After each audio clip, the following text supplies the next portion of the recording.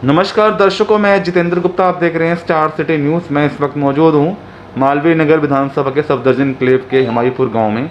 हमारे साथ आम आदमी पार्टी के कार्यकर्ता, वरिष्ठ नेता मनवीर सिंह जी इस वक्त मौजूद हैं हमारे साथ। मनवीर जी, आपका स्वागत है सर स्टार सिटी न्यूज़ में। आपने हमें समय दिया आज के लिए।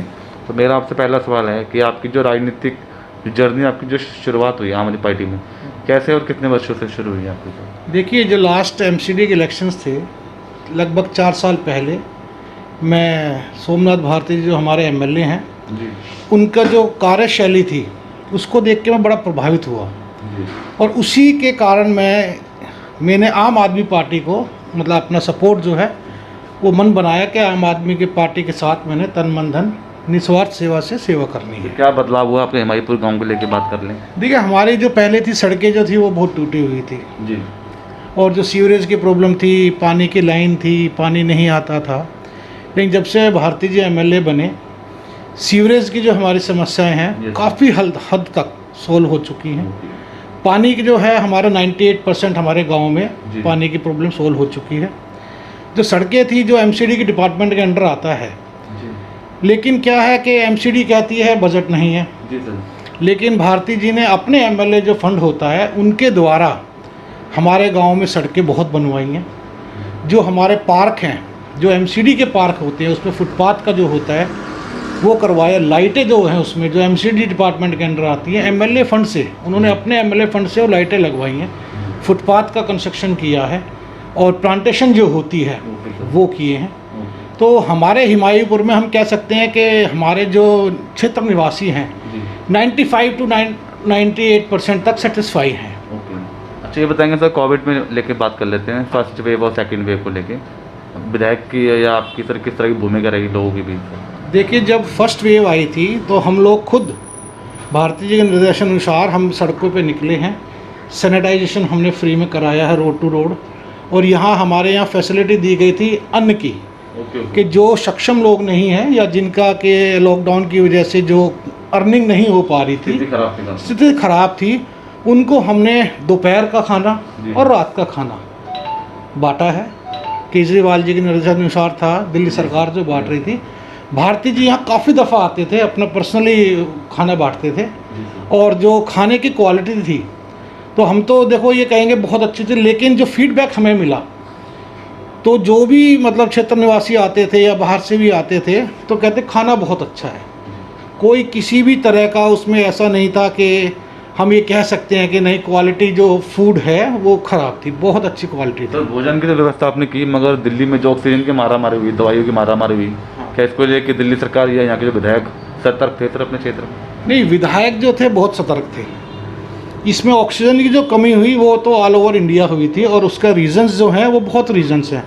उसमें हम ब्लेम नहीं कर सकते सिर्फ अरविंद केजरीवाल या दिल्ली गवर्नमेंट को या हमारे विधायक जी को।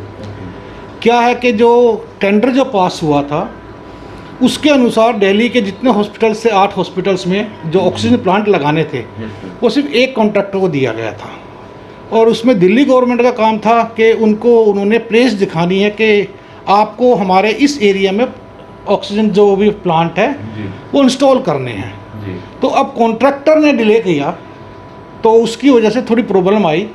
लेकिन अगर केजरीवाल जी अगर हाई कोर्ट नहीं जाते तो मेरे हिसाब से दिल्ली में और ज़्यादा भयंकर स्थिति हो जाती ऑक्सीजन लेवल को लेकर। ऑक्सीजन अभी जैसे वैक्सीनेशन को लेकर बात कर लेते हैं। हाँ जी, सरकार अभी जैसे कह रही है वैक्सीनेशन लगवाओ। हाँ जी, इसको लेके आप कुछ कहना चाहेंगे? सर, वैक्सीनेशंस के लिए हमारे पास डेली अपडेट आती हैं कि किस किस स्कूल्स में, दिल्ली गवर्नमेंट के स्कूल्स में आप एक बार जाके देखिए कितना अच्छा उन्होंने इंतज़ाम किया हुआ है। आप जाके देखिए, जो वहाँ पर वैक्सीनेशन लेने के लिए आते हैं, बुज़ुर्ग हों या 18+ के हों, दे आर टोटली सेटिस्फाइड। और जो इंतज़ाम है प्रॉपरली है, समर चल रहा है, गर्मी है, तो उसके लिए बाकायदा टेंट्स लगाए हुए हैं, कूलर्स लगाए हुए हैं, पानी की व्यवस्था की गई है और सोशल डिस्टेंसिंग के साथ सिटिंग जो होती है वो प्रॉपरली सिटिंग आपको मिलेगी, देखने को मिलेगी। तो दिल्ली में एमसीडी चुनाव नज़दीक हैं। आम आदमी पार्टी का कहना है कि दिल्ली में एमसीडी इस बार हमारे 3 उम्मीदवार हमारे बन रहे हैं। हाँ जी, क्या वजह है, क्या एजेंडे रहेंगे सर? सर देखिए, केजरीवाल जी हमेशा विकास की जो राजनीति है, काम करने की राजनीति है, उस पर विश्वास करते हैं। आपने देखा होगा अभी जो हमारे दिल्ली सरकार के जो इलेक्शन हुए थे उसमें केजरीवाल जी ने क्लियरली बोला था कि अगर मैंने विकास किया है, अगर मैंने हेल्थ में, एजुकेशन में काम किया है तो आप मुझे वोट देना, वरना मत देना। तो ऑब्वियसली बात है, दिल्ली की पब्लिक इतने बेवकूफ़ नहीं है, पढ़ी लिखी पब्लिक है, सब जानती है कि कौन आदमी दिल्ली का विकास कर सकता है और कौन सिर्फ जुमलेबाजी कर सकता है। तो दिल्ली में जो विकास हुआ है तो हमारी 70 में से 62 सीट्स आई हैं, और जो है जो एमएलए जो हम काम कर रहे हैं या जो हमारे लास्ट ईयर जो इलेक्शंस हुए थे एमसीडी में, उनके जो कैंडिडेट्स जीत के आए हैं उन एरिया में जाके देखिए, बहुत काम हुआ है एमसीडी के जरिए। सर आपकी कोई तैयारी है अगर आपको पार्टी मैदान में उतारती है? नहीं, हम निस्वार्थ सेवा के लिए आए हैं। अगर पार्टी कहेगी, अगर पार्टी मौका देगी तो ज़रूर हम। अच्छा सर, ये जान लेते हैं अब, जैसे कि लॉकडाउन जो खोला गया, बाज़ारों को छूट दे दी गई है, अगर तीसरी वेव अगर आती है तो सरकार की क्या व्यवस्था है दिल्ली में? ऑक्सीजन की जो इतनी मारामार हुई, स्वास्थ्य की इतनी मारामार हुई, तो आने वाले समय क्या करेगा सर? सर देखिए, थर्ड वेव जो है अभी क्लियर नहीं है। जितने भी एक्सपर्ट्स जो हैं वो राय देते हैं कि अभी सुनने में आया था कि 2 हफ्ते के बाद थर्ड वेव आएगी, अब सुनने में आ रहा है अक्टूबर के एंड में थर्ड वेव आएगी। लेकिन जो अभी अगर हम दिल्ली सरकार की, केजरीवाल जी की या हमारे जो विधायक हैं सोमनाथ भारती जी की तैयारी जो है अभी फुल फ्लैश है। हमारे विधानसभा में एक हॉस्पिटल है, मदन मोहन हॉस्पिटल मालवीय नगर में, उसमें खुद का एक प्लांट लग चुका है सोमनाथ भारती जी के द्वारा। उन्होंने अथक प्रयास किए हैं, और अभी जो है बहुत से हॉस्पिटल्स में अपने जो है दिल्ली सरकार जो है ऑक्सीजन प्लांट्स लगा चुकी है। तैयारी पूरी है, बस हम ये आशा करेंगे थर्ड वेव आए ही ना, अगर आती है तो वी आर फुली प्रिपेयर्ड। और कुछ संदेश लास्ट में देना चाहते हैं? संदेश यही है कि एमसीडी में आ रहे हैं, आपने देखा है 15 साल से बीजेपी का क्या राज है। अभी उन्होंने जो व्यापार मंडल है उसमें शुल्क बढ़ा दिया है बिना विदाउट एनी रीज़न।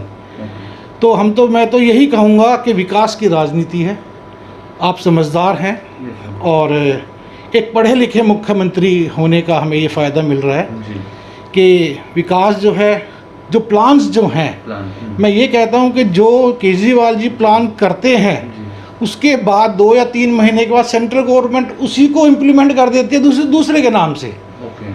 तो जो आइडियाज़ केजरीवाल जी के दिमाग में आज चल रहे हैं वो सेंट्रल गवर्नमेंट या दूसरी पार्टीज़ के 2 या 3 महीने बाद आते हैं। तो मेरा ये मानना है कि भाई विकास जो है सबसे मेन मुद्दा होना चाहिए एमसीडी इलेक्शंस का, और पब्लिक जानती है कि बीजेपी जो है, जनता जनार्दन है जी, और जनता ने मन बना लिया है कि इस बार एमसीडी में भी केजरीवाल। धन्यवाद आपका मनवीर सिंह जी। धन्यवाद सर। तो ये हमारी सीधी बात मनवीर सिंह जी से, स्टार सिटी के साथ मैं जितेंद्र गुप्ता। Thank you.